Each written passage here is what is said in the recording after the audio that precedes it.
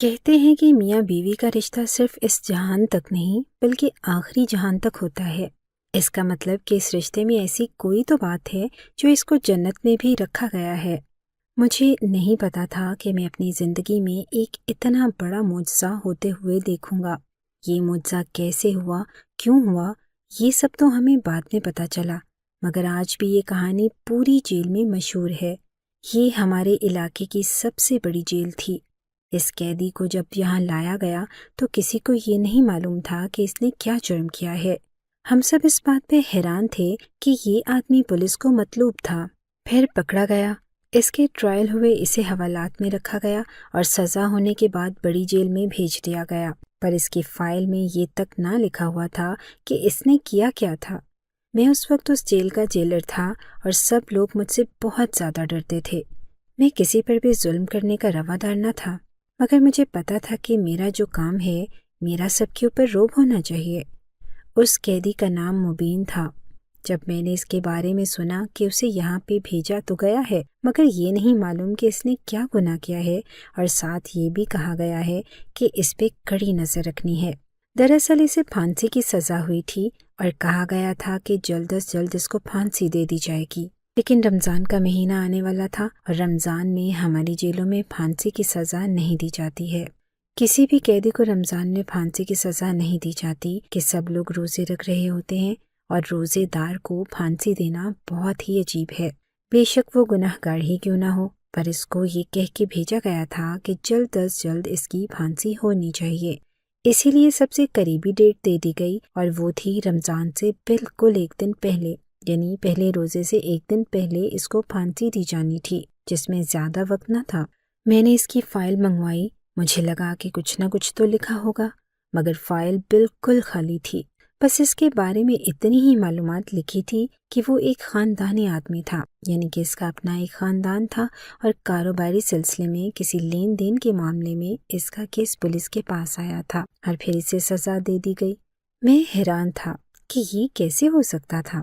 اگر یہ کوئی ایسا قیدی تھا جس نے کچھ ایسا کیا تھا کہ جو ریکارڈ سے بھی دور تھا، تو پھر اسے اس جیل میں سزا کے لیے کیوں بھیجا گیا تھا؟ اسے تو یوں ہی ختم کیا جا سکتا تھا اور کسی کو کچھ بھی پتہ نہ چلتا۔ اگر سب کچھ ایک سسٹم کے تحت ہو رہا تھا تو پھر سسٹم سے چھیڑ خانی کس نے کی تھی؟ اگر اسے پھانسی کی سزا ہوئی تھی تو ظاہر ہے اس نے بھی کسی کو اس دنیا سے بھیجا تو ہوگا، لیکن کس کو اور کیوں، یہ کسی کو بھی نہیں معلوم تھا۔ اس سے ملنے کے لیے اس کی ماں آئی تھی۔ اس کی ماں بہت بری تھی۔ میں وہاں سے گزر رہا تھا تو میں نے یہ منظر دیکھ لیا۔ یہ قیدی جب سے یہاں آیا تھا اس نے کسی سے بات نہ کی تھی، ایک لفظ بھی نہیں بولا تھا اپنے منہ سے، مگر اپنی ماں کے پاس کھڑا ہو کے جب باتیں کر رہا تھا تو میں نے پہلی دفعہ اس کی آواز سنی۔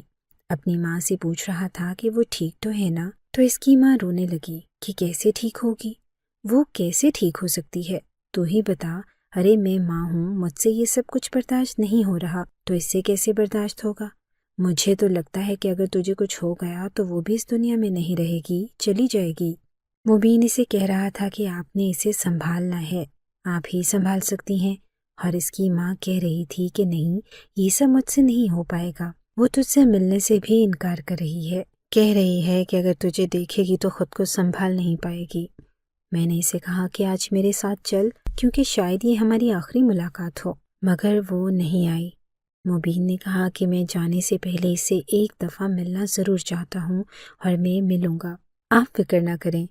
میں ان کی یہ باتیں سن رہا تھا تو سوچ رہا تھا کہ کیسے ملے گا، کیونکہ پھانسی کے قیدی کے ساتھ کچھ اصول ہوتے ہیں، کچھ ضوابط ہوتے ہیں۔ اس کو بار بار لوگوں سے ملنے نہیں دیا جا سکتا، بار بار اس کی ملاقات نہیں آتی۔ یہ آخری ملاقات تھی کیونکہ اب اس کی پھانسی میں زیادہ دن نہ رہ گئے تھے، لیکن وہ پتہ نہیں کس کی بات کر رہا تھا۔ مجھے اس کی باتوں سے ایسے لگ رہا تھا کہ وہ کسی لڑکی کی بات کر رہا ہے، شاید اس کی کوئی چھوٹی بہن تھی جس کے بارے میں کہہ رہا تھا کہ میں اس سے ملنا چاہتا ہوں اور وہ ساتھ نہیں آئی تھی۔ اس کی ماں بھی کہہ رہی تھی کہ بہت دکھ میں ہے، اس لیے نہیں آ پائی۔ خیر، جس دن اس کی پھانسی کا دن تھا اس دن ایک دن پہلے اس سے پوچھا گیا کہ تمہاری آخری خواہش کیا ہے، کیونکہ کبھی کبھی قیدی ایسی خواہش کر دیتے ہیں جس میں کچھ گھنٹے بھی لگ جاتے ہیں، اور عین وقت پہ ایسا ہو تو پھر ٹائم ضائع ہوتا ہے، اور اس کو پھانسی تو رمضان سے بالکل 1 دن پہلے دینی تھی۔ اگر زیادہ وقت ضائع ہوتا تو پھر رمضان آ جاتا اور اسے ایک پورے مہینے کی مہلت مل جاتی، اور ایسا کوئی بھی نہیں چاہتا تھا۔ جب مبین سے پوچھا گیا کہ اس کی آخری خواہش کیا ہے تو اس نے بڑی عجیب سی بات کر دی۔ اس نے کہا کہ میں چاہتا ہوں کہ جب بھی میں اس دنیا سے چلا جاؤں تو میرا نماز جنازہ کوئی مرد نہ پڑھائے بلکہ میری ماں اور میری بیوی پڑھائیں۔ یہ بات سن کے ہم لوگ حیران رہ گئے۔ ہم نے کہا کہ یہ تم کیسی باتیں کر رہے ہو؟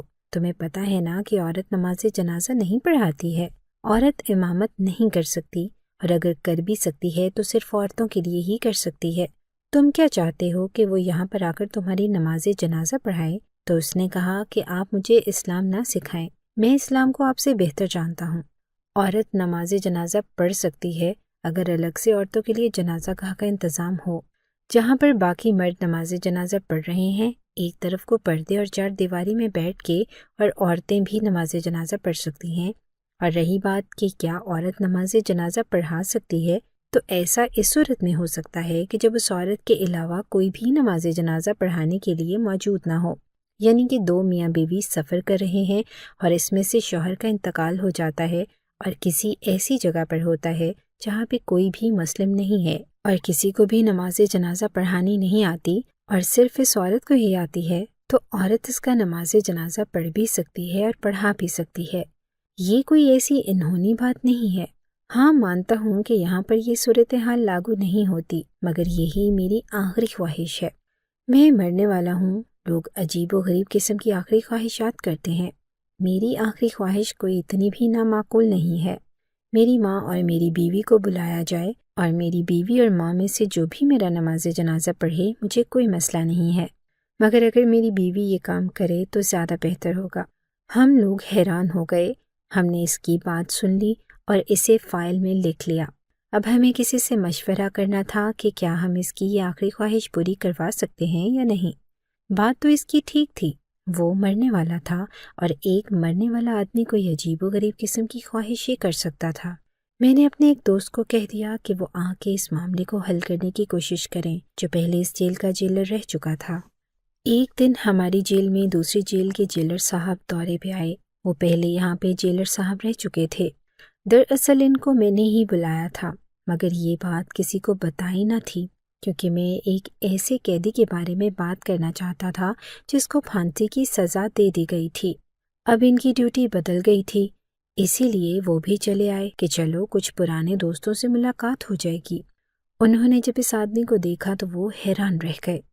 انہوں نے کہا کہ یہ یہاں پہ کیا کر رہا ہے؟ تو میں نے ان کو ساری تفصیل بتائی اور کہا کہ یہ تو بڑا خطرناک قیدی ہے، آج کل ہر طرف اسی کے چرچے ہیں، جلد ہی اسے پھانسی ہونے والی ہے۔ ہم نے ان کو یہ بھی بتایا کہ اس نے ایسی آخری خواہش کی ہے، تو وہ کسی سوچ میں پڑ گئے اور کہنے لگے کہ آفس میں چلو۔ جب ہم دونوں آفس میں آئے تو میں نے کہا کہ کیا آپ اس آدمی کو جانتے ہیں؟ تو انہوں نے کہا کہ ہاں بالکل جانتا ہوں، اور اچھی طرح جانتا ہوں۔ میرا ایک دوست ہے جو حکومت میں بہت بڑی پوسٹ پہ ہے، یہ اس کے گھر میں ایک کام کرتا تھا، یہ اس کا ڈرائیور تھا، اور یہ ایک بہت ہی اچھا انسان ہے۔ میں یہ مان ہی نہیں سکتا کہ اس نے کسی کی زندگی کو ختم کیا ہے، کیونکہ یہ ایک بہادر انسان تو تھا، مگر ایسے کسی کے ساتھ نہیں کر سکتا تھا۔ وہ کافی حیران ہوئے۔ انہوں نے کہا کہ یہ کیا معاملہ ہے، مجھے ذرا اس کی فائل دکھاؤ۔ تو میں نے کہا کہ فائل دیکھ کے کچھ نہیں ہوگا، کیونکہ فائل میں کچھ بھی نہیں لکھا، بس اس کو سزا دی گئی ہے اور اس کی آخری خواہش کے بارے میں لکھا ہوا ہے۔ وہ بھی اس بات پہ حیران ہوئے۔ انہوں نے کہا کہ یہ سب کچھ تو پھر ہینڈل کرنے والوں سے سوال کرنا چاہیے کہ اس فائل میں اس کے بارے میں کیوں نہیں کچھ لکھا، کیا ریکارڈ میں اس کے بارے میں معلومات لکھنا ضروری نہیں ہے؟ بعد میں اگر کوئی پوچھنے آ گیا تو ہم کیا جواب دیں گے؟ میں نے کہا کہ ابھی تک تو کوئی پوچھنے والا نہیں آیا۔ انہوں نے کہا کہ ویسے تو میں نے واپس جانا تھا، مگر اگر کل ہی اس کو پھانسی دی جا رہی ہے تو میں کل کے لیے رک جاتا ہوں۔ میں نے کہا کہ جی مناسب ہے، آپ رک سکتے ہیں۔ دوسرے جیلر صاحب نے کہا تھا کہ یہ آدمی کسی کی جان نہیں لے سکتا، یہ ایک بہت اچھا آدمی ہے، اور اس کے بارے میں کسی کو کچھ پتہ بھی نہ تھا کہ اس نے کیا کیا ہے اور کیا نہیں کیا۔ جانے میرے دل میں کیا خیال آیا کہ میں نے اس کے گھر جانے کا ارادہ کیا۔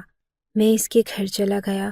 اس کی ماں تو وہیں پہ موجود تھی اور جس عورت کے بارے میں بات کر رہی تھی وہ نہیں آنا چاہتی تھی۔ شاید وہ اس کی بیوی تھی، کیونکہ مبین نے یہی خواہش کی تھی کہ اسے بھی بلایا جائے۔ میں نے اس کی بیوی کو تو نہیں دیکھا، مگر اس کی ماں ان سے ملاقات کر لی۔ اس کی ماں کو بتایا کہ آپ کے بیٹے کے ساتھ یہ معاملہ چل رہا ہے اور اس نے ایسی آخری خواہش کی ہے، تو وہ خاموش ہو گئیں۔ میں نے کہا کہ آپ بتا سکتی ہیں کہ اس کے ساتھ کیا ہوا تھا؟ تو انہوں نے کہا کہ کیا بتا دینے سے آپ اس کی جان بخشی کروا دیں گے؟ میں نے کہا کہ اگر وہ بے قصور ہوا تو میں پوری کوشش کروں گا۔ بوڑھی ماں نے کہا کہ ٹھیک ہے، میں سناتی ہوں تمہیں اس کی کہانی کہ اس کے ساتھ کیا ہوا ہے۔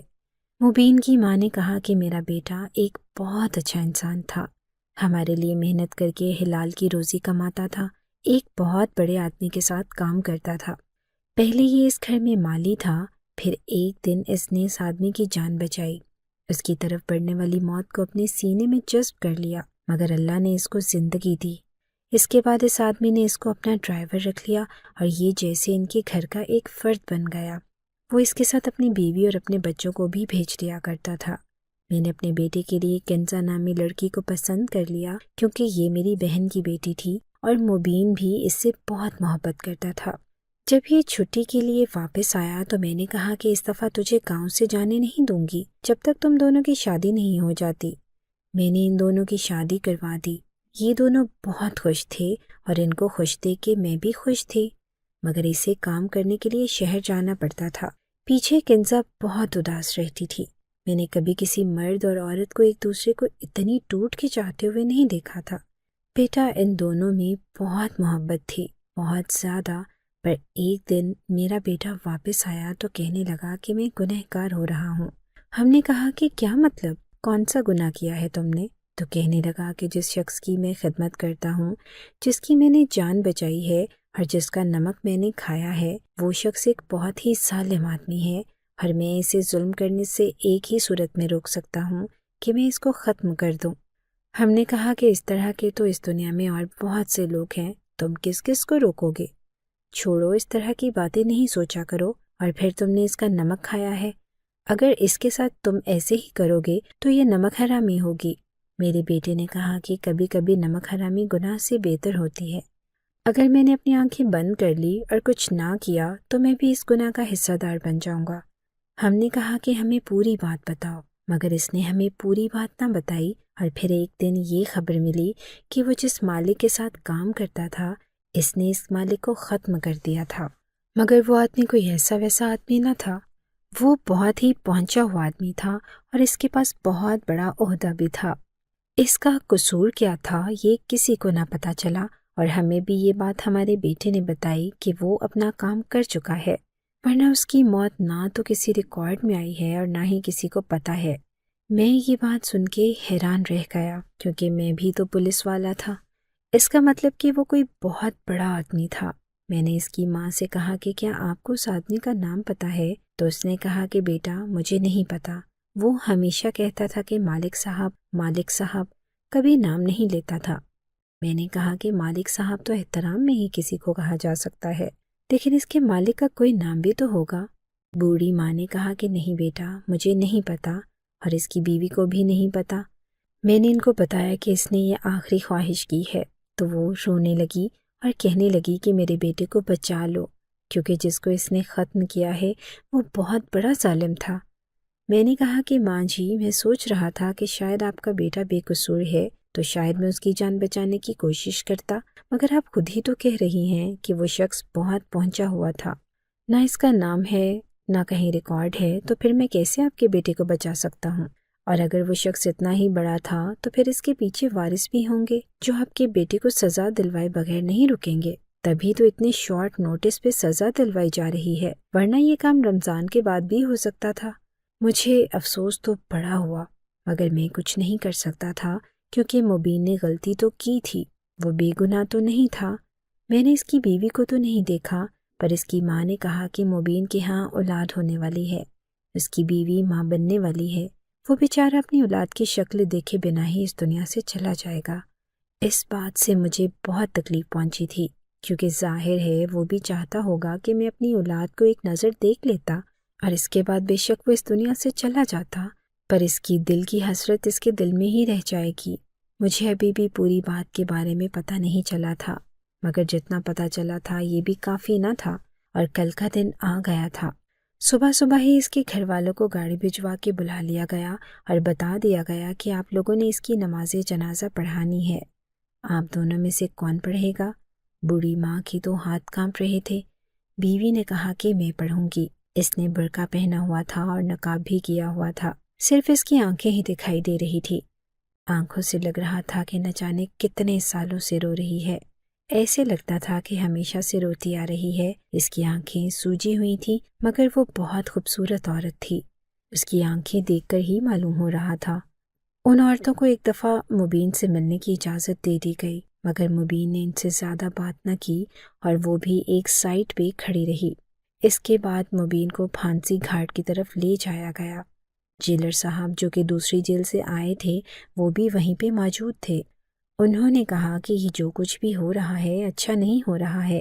میں نے کہا کہ میں گیا تھا اس کی ماں کے گھر، شاید میں اس شخص کو بچا سکوں، مگر اس نے واقعی گناہ کیا ہے تو پھر کیسے بچائیں گے؟ جیلر صاحب نے کہا کہ پتہ کرو کہ کس کو مارا ہے۔ میں نے کہا کہ نہیں پتہ چل سکا، اس کا نام نہیں لیتا تھا اور اس کو مالک صاحب کہتا تھا۔ جیلر صاحب بھی سوچ میں پڑ گئے کہ اس طرح تو پتہ لگانا بہت مشکل ہے۔ پھانسی کا وقت ہو چکا تھا، صبح کا وقت تھا، پھانسی دینے کا حکم دے دیا گیا۔ تھوڑی دیر گزری تھی کہ میت کو لا کے سامنے رکھ دیا گیا۔ اس کی بیوی اور ماں بری طرح سے رونے لگی اور ہم نے کہا کہ جلدی جلدی نماز جنازہ پڑھا دیں تاکہ دفنایا جا سکے۔ مبین تو اس دنیا سے چلا گیا تھا۔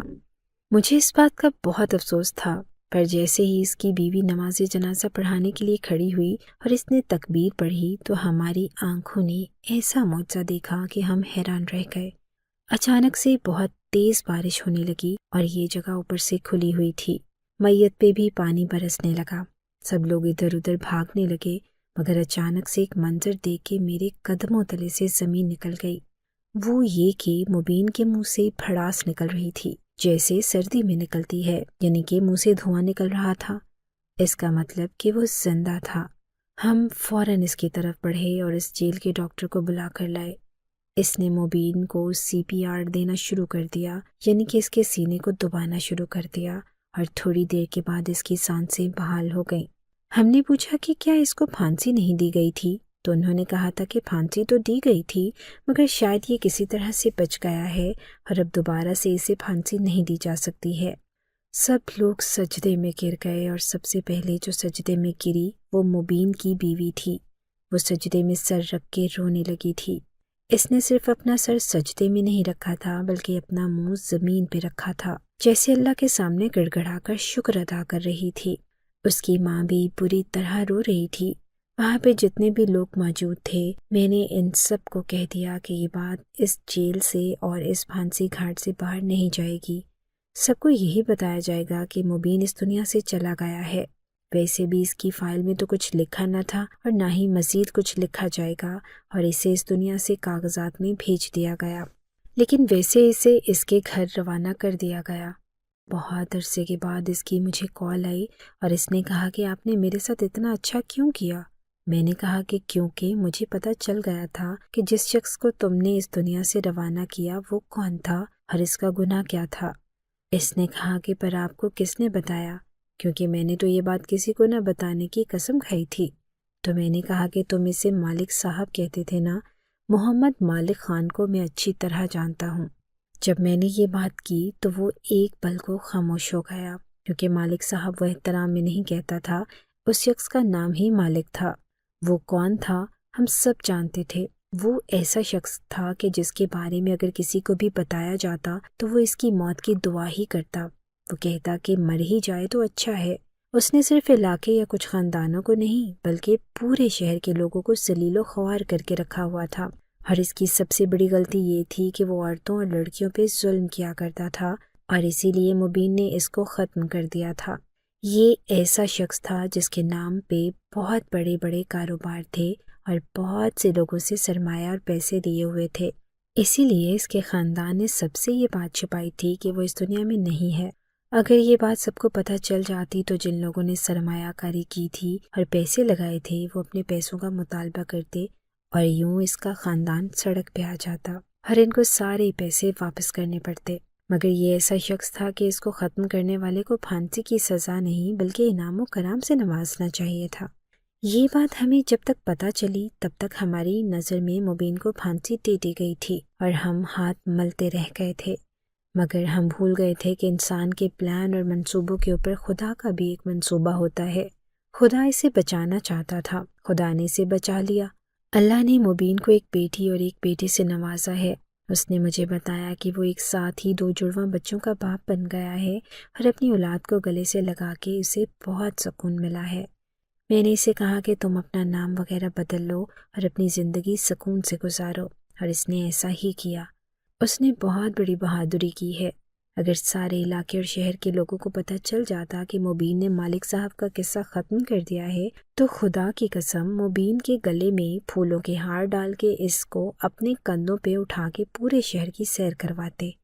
مجھے آج بھی نہیں پتا کہ وہ کون سی طاقت تھی جس نے مبین کو بچا لیا تھا۔ بے شک اللہ نے اسے بچایا تھا، مگر کسی کی دعا قبول ہوئی تھی۔ اس کے دل کی آہ اللہ تک پہنچ گئی تھی، اس کی ماں یا پھر اس کی بیوی۔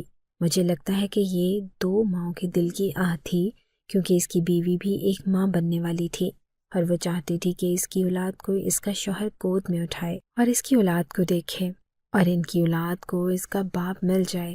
شاید یہ ان دونوں ننھے پھولوں کی قسمت تھی کہ ان کا باپ موت کے منہ سے نکل آیا تھا، ورنہ ایسا قانون کی تاریخ میں بہت ہی کم ہوتا ہے کہ کوئی مجرم پھانسی کے پھندے سے بچ جائے، اور اگر ایک دفعہ مجرم پھانسی کے پھندے سے بچ جاتا ہے تو پھر قانون اسے دوبارہ سزا کے نیچے نہیں لا سکتا۔ یہ برٹش لاء ہے جو کہ انڈیا اور پاکستان میں رائج ہے۔ آپ لوگ بتائیے آپ کو اس کہانی سے کیا سبق ملتا ہے؟ مجھے ایسے لگتا ہے کہ مبین ایک بہادر انسان تھا۔ اس کی اپنی زندگی تھی، اس کے پاس نوکری تھی اور اس کے ہاں اولاد ہونے والی تھی۔